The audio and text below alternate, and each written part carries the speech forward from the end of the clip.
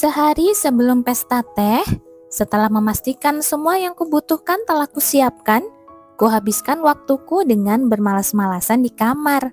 Aku lelah, aku jelas tidak cocok untuk acara sosial, pikirku. Saat itu, ku dengar suara ketukan dari jendelaku. Apakah Max datang ke sini lagi? Aku duduk dan berjalan ke jendela karena ada kemungkinan besar itu adalah dia. Tepat saat aku hendak membuka jendela tanpa berpikir, tubuhku menegang saat mendengar suara kepakan. "Hah? Apa itu?" Dengan mata gemetar, aku mengintip keluar jendela dan melihat sesuatu. Aku mengamati benda itu dengan saksama untuk mengenalinya, lalu merasakan darahku membeku. Kenapa ada merpati di sini? Mungkin karena aku baru saja menyaksikan sesuatu yang begitu mengerikan, aku merasa tidak bisa berteriak. Merinding menjalar di lenganku, lalu menyebar ke seluruh tubuhku. Dulu, saat aku bekerja paruh waktu di sebuah toko swalayan, ada saat ketika seekor merpati terbang masuk dan mengacak-acak semua barang di dalam toko. Aku mencoba mengusirnya dengan sapu, tetapi burung kecil itu terbang di sekitar toko, menjatuhkan bulu dan kotorannya kemana-mana. Merpati itu akhirnya pergi setelah seorang pelanggan mengusirnya. Tetapi sejak saat itu, aku menjadi trauma dengan merpati. Aku terjatuh ke lantai, tidak mampu berteriak. Aku mulai merasa sesak dengan burung merpati yang menatapku melalui jendela tipis, seolah dia mengancamku. Burung kecil itu mematuk jendela dengan paruhnya yang berwarna jingga. Jendelanya tidak akan pecah, kan? Aku memikirkan skenario terburuk saat mendengar pintu terbuka. "Lady, ya ampun, apa yang Anda?" Aku mengangkat tanganku dengan gemetar dan menunjuk ke jendela.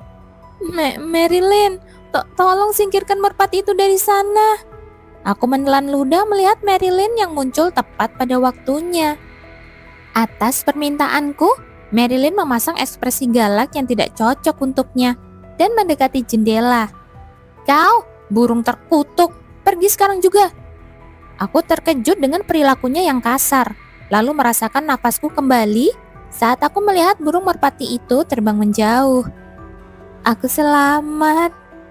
Mungkin karena aku merasa lega, tiba-tiba aku teringat mimpi buruk yang kualami tadi malam. Apakah mimpi burukku itu karena ini? Aku menarik nafas dalam-dalam untuk menenangkan diri saat Marilyn berbicara. "Oh, merpati itu tampak seperti merpati pos, Lady. Ada sesuatu yang diikatkan di kakinya." Aku menyipitkan mata mendengar kata-kata Marilyn. Merpati pos. Merpati pos biasanya digunakan untuk mengirim surat secara rahasia yang ingin dirahasiakan dari dunia luar. Aku merenungkan berapa banyak orang yang mungkin mengirimiku surat dengan cara seperti itu, lalu menyimpulkan bahwa dia adalah salah satu dari banyak orang yang ingin mengirimiku ancaman. Itu pasti dikirim untuk membuatku takut.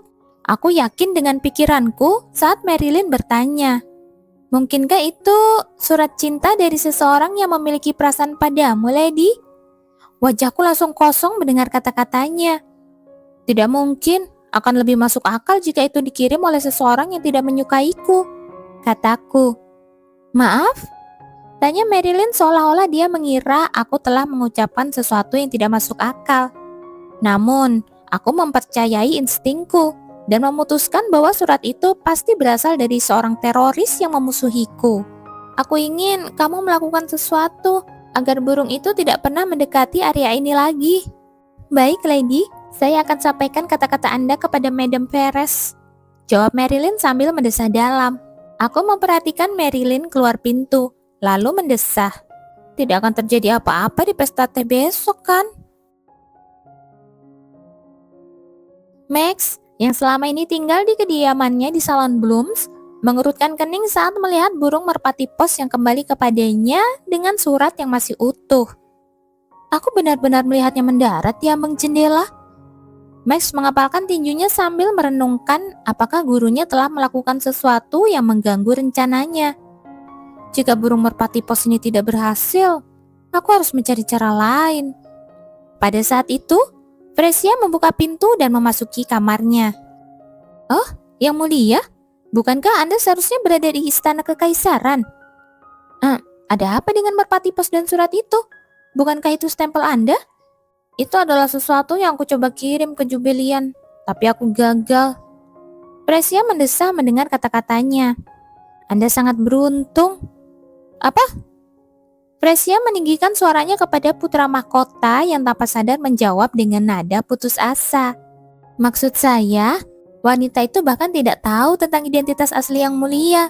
Bukankah aneh jika dia tiba-tiba menerima surat dari putra mahkota, padahal dia belum pernah bertemu dengannya? Baru saat itulah Max mengerti apa maksudnya. Ia mengernyitkan alisnya. Begitu ya? Sambil mendesah lagi, Presia melanjutkan. Jika Anda ingin mendekati wanita itu sebagai putra mahkota, Anda harus terlebih dahulu memanfaatkan kesempatan untuk bertemu dengannya. Kesempatan? Gumam Max pelan.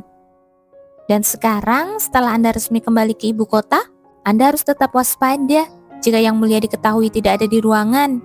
Victor menggantikanku. Oh, dia pasti memakai baju zirah itu lagi. Gumam Fresia dengan lemah lembut, mengungkapkan kesedihannya terhadap Victor. Itu terbuat dari amantarium terbaik, jadi seharusnya cukup nyaman. Bukan itu maksudku.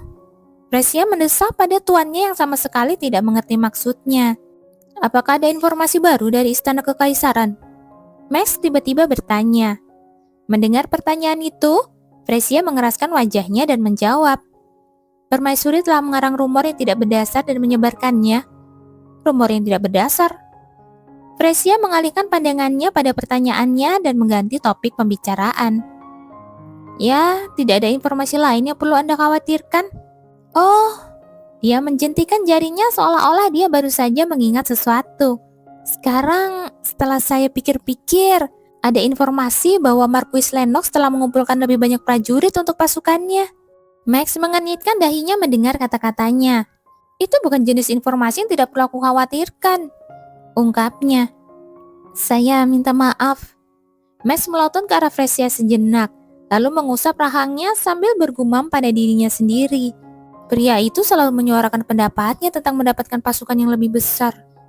Tiba-tiba matanya berbinar. Apakah itu berarti ada pergerakan mencurigakan dari Lagon? Namun, mata-mata yang tinggal di wilayah Lagon mengatakan dia tidak melihat tanda-tanda hal seperti itu. Dia hanya mengatakan penjarahan makanan semakin parah di sekitar pangkalan akhir-akhir ini. Tetapi hanya itu saja. Apakah mereka sudah tahu untuk apa makanan yang dicuri itu? Saya diberitahu bahwa itu untuk persiapan menghadapi bencana kelaparan. Mereka telah mengeringkan produk-produk non-biji-bijian yang berharga seperti buah-buahan dan daging untuk disimpan. Max menyeringai mendengar jawabannya. Persiapan menghadapi bencana kelaparan ya? Itu alasan yang bagus untuk mengumpulkan perbekalan. Mata Fresia terbelalak mendengar kata perbekalan. Ah, begitukah cara mereka menipu semua orang? Hubungi Marquis Lennox untuk pertemuan rahasia. Perintah Max saat itu. Tapi Kaisar saat ini memandang Marquis Lennox dalam pandangan negatif. Ya, jika terjadi kesalahan, itu mungkin tampak seperti pemberontakan. Fresia meninggikan suaranya mendengar ucapan tajam itu. Terlalu gegabah, ini bisa berbahaya yang mulia. Itu memang berbahaya, tapi tidak ada cara lain. Berharap Kaisar yang bodoh itu tengah berpikir untuk melancarkan serangan ke perbatasan selatan, Max pun berpikir, bagaimana jika aku membantu Marquis Lennox sebelum itu, dan memimpin perang melawan Lagon hingga meraih kemenangan. Tak lama kemudian dia pun mengambil keputusan. Jika kita berhasil, bukan hanya pasukan selatan yang akan berada di pihakku, tetapi seluruh kekaisaran juga akan mendukungku. Hari pesta teh akhirnya tiba. Setelah menyelesaikan persiapan, aku memeriksa peralatan minum teh dan makanan yang akan digunakan di pesta. Aku telah menyiapkan nampan 3 tingkat yang diisi dengan roti lapis kecil, kue, dan cupcake yang dihias bunga. Aku juga telah memilih 1 set teh berdasarkan apa yang disukai wanita bangsawan seusiaku. Baiklah, ini seharusnya cukup bagus. Pada saat itu, Marilyn memanggilku. Para tamu telah tiba, Lady. Mendengar ucapannya, aku mulai berjalan ke beranda. Saat sampai di pintu, aku melihat sekelompok wajah yang kukenal. Di antara wajah-wajah itu ada Lady Terence. Aku tidak menyangka dia akan datang. Saat kami bertatapan mata, dia menyapaku dengan sedikit membungkuk. Terima kasih atas undangannya. Meski apa yang telah terjadi di antara kami, matanya tetap tenang. Sebelum aku sempat membalas, semua wanita lain mengikuti dan menyapaku. Aku membalas sapaan mereka dengan anggukan, lalu menyadari bahwa seseorang belum datang. Apakah Max tidak datang hari ini? Aku bertanya apakah dia ada waktu seandainya dia ingin hadir, tetapi dia tidak terlihat dimanapun. Ya, ini bukan seperti kita benar-benar berpacaran. Aku mengerti jika dia tidak bisa hadir. Ini adalah pesta pertama yang aku selenggarakan. Aku tidak ingin pestanya terlalu mewah, tetapi aku juga tidak ingin membuat kesalahan dan memberi kesempatan kepada siapapun untuk mencari-cari kesalahanku.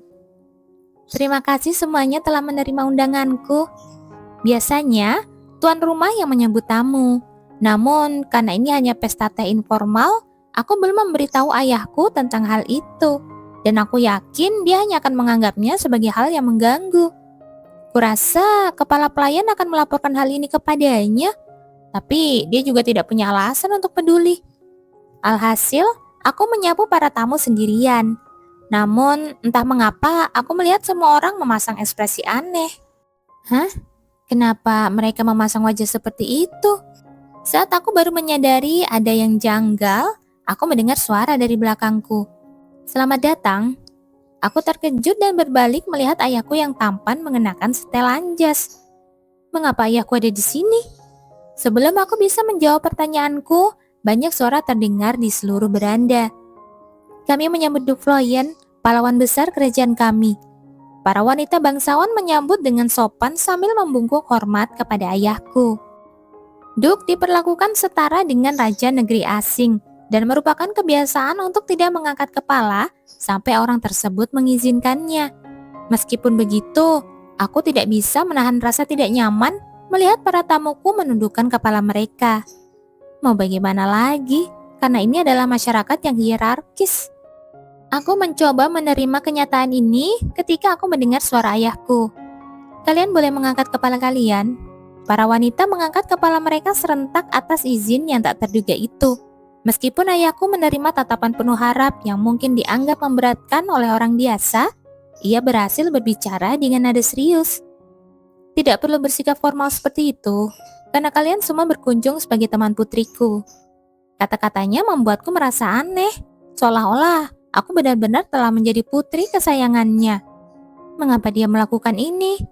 Aku mencoba menata pikiranku, tetapi ayahku tidak memberiku kesempatan. Silakan, aku harap kalian semua mendapatkan waktu yang nyaman. Terima kasih atas pertimbangan Anda, kata tamu-tamuku serempak. Setelah menerima ucapan terima kasih mereka, ayahku menoleh ke arahku dan berkata, "Selamat bersenang-senang." Aku segera menenangkan diri dan menundukkan kepala. Terima kasih ayah. Yang mulia Duke Floyen sungguh baik hati. Seseorang bergumam pelan saat ayahku menghilang dari pandangan. Baik hati? Kalau kami seperti ayah dan anak pada umumnya, aku pasti akan mengiyakan kata-kata itu. Namun, aku hanya bisa mengangguk pasif karena apa yang baru saja kulihat adalah pemandangan yang asing, bahkan bagiku. 3 menit telah berlalu sejak aku menuangkan air hangat ke daun teh di teko. Aroma harum tercium dari teko saat aku mengangkat tutupnya untuk mengambil daun teh. Setelah selesai menyeduh teh, aku melirik ke arah Marilyn dan menunjuk ke teko. Silakan sajikan ini untuk semua orang, kataku. Aku melirik meja teh sejenak, lalu mataku tertuju pada kursi kosong di sebelahku dengan cangkir di depannya. Dia pasti bisa menikmatinya karena set teh itu bermotif bunga. Saat para anggota pesta teh meluap dengan kekaguman, aku mendapati bahwa aku memikirkan Max bahkan saat dia tidak ada. Ayah, aku tidak mau menikah, mempersembahkan. Max, aku selalu mencintai kamu. Memangnya siapa yang akan menyukai putra mahkota? Iblis sadis yang gila menyiksa. Mengerikan. Makanya tidak ada wanita yang mau dekat-dekat dengan beliau. Pesta teh yang damai dan acara gibah yang tak terelakkan. Nantikan episode selanjutnya ya.